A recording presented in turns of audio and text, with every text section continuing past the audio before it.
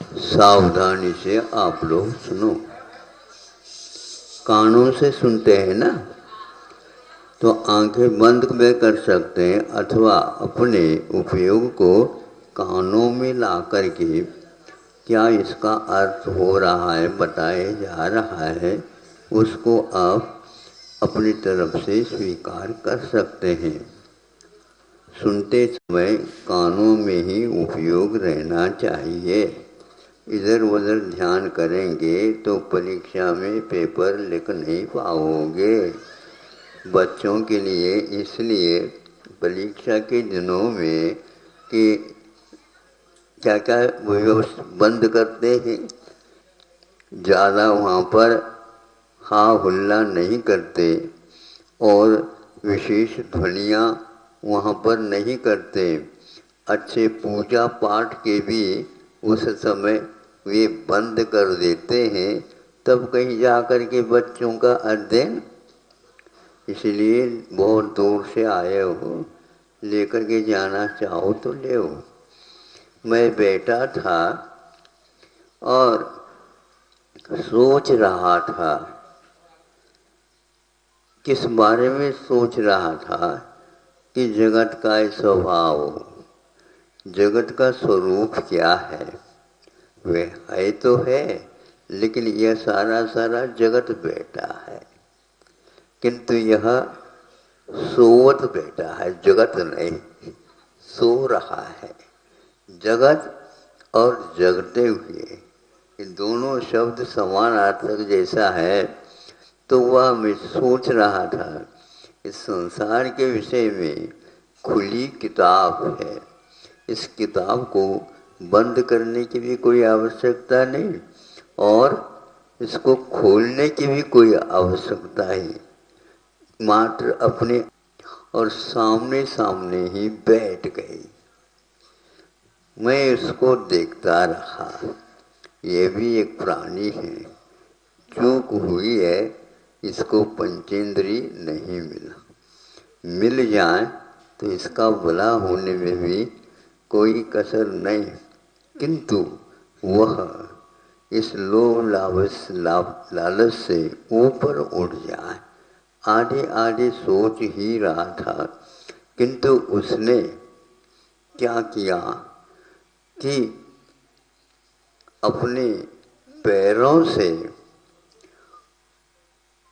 दोनों पैरों को, और 4 पैर रहते उसके, उनको वह बार बार साफ करने लगा। बार बार यूं यूं करके साफ कर। समझदार लगता है, ये बहुत समझदार लगता है। पुनः वह यदि उड़ना चाहे, उसकी वह मेहनत ये कर रहा पहले से ही। उड़ना है तो अपने पैरों को साफ करो। किसको साफ करो? पैरों के नहीं, पैरों को भी और उन पंखों को भी, क्योंकि पंखों के ऊपर कुछ पानी वगैरह लग गया होगा, उसको वह साफ कर रहा था।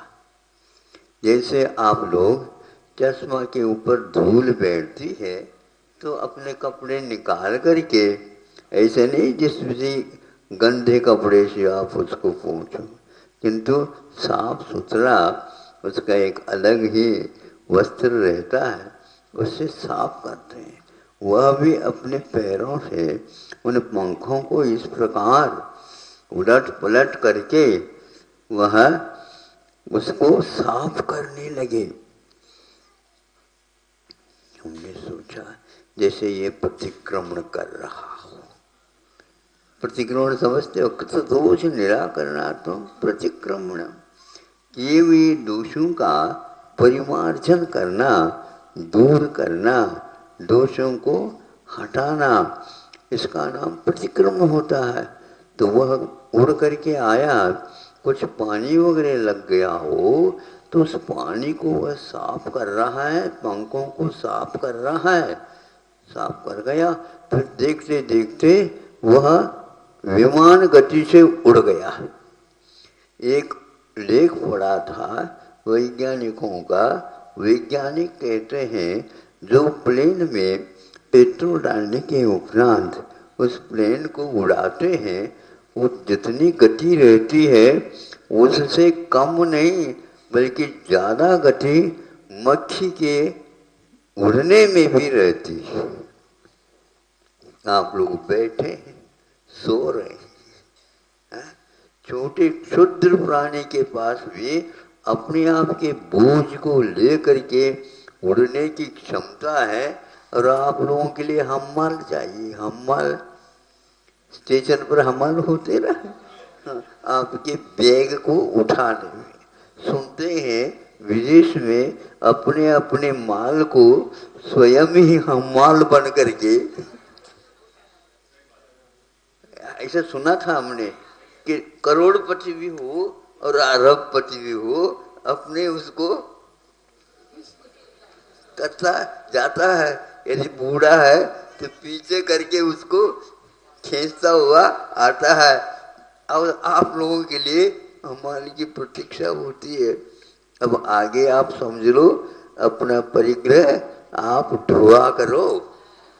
हाँ, मिलिट्री में ही प्रशिक्षण दिया जाता है।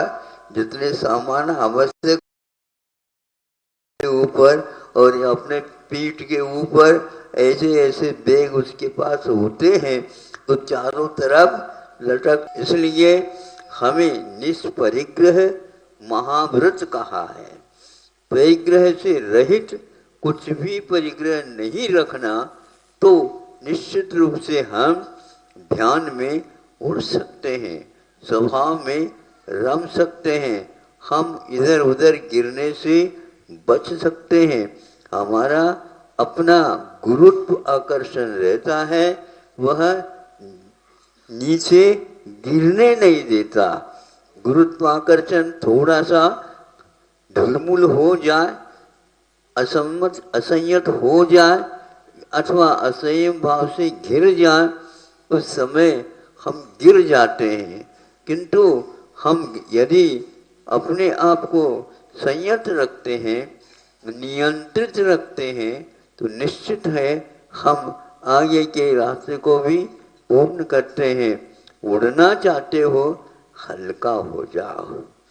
आप भारी होने के लिए हमारे पास आकर के आशीर्वाद मांगते हैं, तो मैं समझता हूँ मैं इसमें प्रभारी नहीं बनूं तो अच्छा, मैं इसका प्रभारी नहीं बनूं तो अच्छा है। मुझे कितने भी आप पैसा देना चाहो तो मुझे वो पसंद नहीं है, क्योंकि आपका भारी होना आपको ज्ञात नहीं है। आपके भविष्य की मैं सभी छवि देख रहा हूँ, ये कहाँ पर जाकर के इस माल का फल चुकाएंगे, नहीं हो सकता। तो धन्य है वे जो अपने ये परिग्रह से मुक्त हो जाते हैं, लोभ राग से परिग्रह को अपनाते हैं, किंतु जब उसके परिणाम निकलते हैं तो उस समय कोई भी साथ देने के लिए तैयार नहीं होता। इसलिए मक्खी के समान आप लोग उदाहरण इसको याद रखना। आपके साथी संगाती जो कोई भी है, नाते रिश्ते, महाराज ने आज क्या बोला हमें भी कुछ बताओ, तो आप बताओगे ना। हाँ, एक दूसरे के परस्पर उपग्रह हो जीवानाम, ये कहा है। अब इसको अपने जीवन में उतार करके अवश्य ही कर लेना। तब हमने उसको आ करके उस मक्खी के बारे में छोटी सी कविता लिखी है, शायद आपको मिल जाए, उसको पढ़ लेना।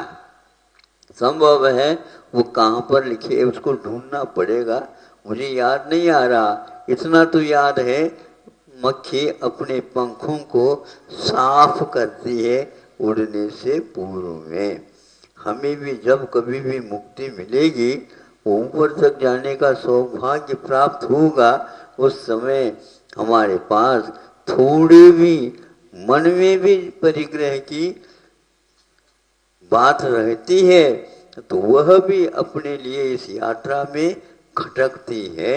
आचार्य कुंद कुंद आदि बड़े बड़े महाराज हुए हैं, आचार्य महोदय हुए हैं, उनके द्वारा लिखित ग्रंथ एक गाथा भी हम लोगों के लिए पर्याप्त है। एक गाथा का एक चरण भी हमारे लिए पर्याप्त है।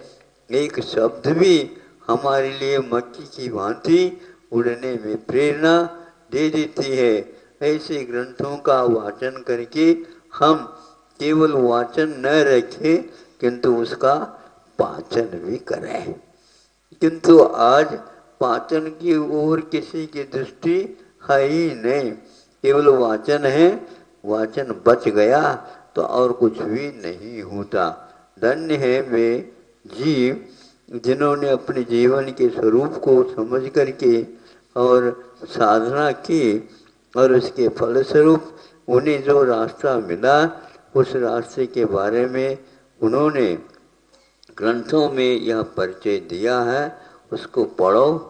जिसको नहीं आता पढ़ना, वह जो पढ़ते हैं अथवा चलते हैं उसके अनुसार उनके जीवन से संगति बनाए रखो, संपर्क बनाए रखो, जिससे आगे का भाव सुधर जाए। अहिंसा परमो धर्म की जय।